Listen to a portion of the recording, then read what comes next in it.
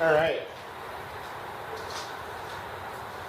As you can see, there's a new box.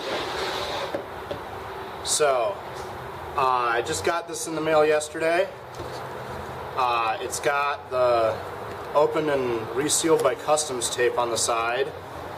And of course, here's the top and the bottom of the box, and they cut the side open.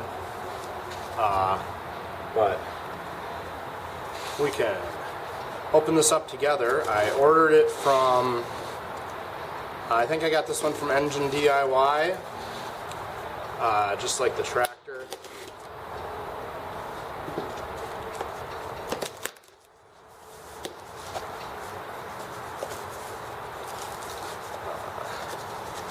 Nice good big piece of foam here,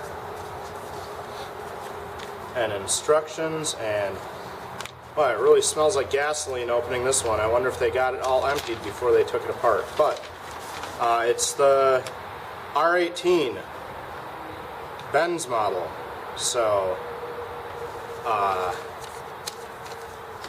there's the instructions, and let's see now. Get the next piece of foam off the top. Oh, it's an entire vertical piece here. Oh, it's sliced open from the customs people. That's what that cut is. And the starter wheel.